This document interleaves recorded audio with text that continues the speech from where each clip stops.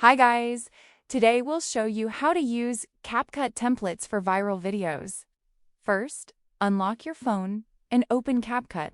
Once CapCut is open, we can access the Templates section from the bottom left side of the screen. Now tap on Templates at the bottom left side of the screen. You'll see different templates available on CapCut. Scroll through the templates and find the one you want to use. These are viral templates that you can use for your video. Once you find the template you want, tap on it to open the template. Once the template is open, tap on Use Template at the bottom of the screen. From there, you can add the clips you want to use with the template. Now select and add the clips you want to use.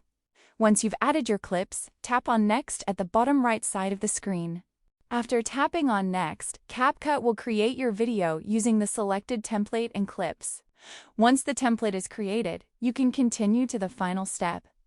Once your video is ready, tap on Export at the top right side of the screen. Your video will then be exported. And that's how you can use CapCut templates for viral videos. If this tutorial helped you, subscribe to Solution Lab and comment if you want more CapCut tutorials.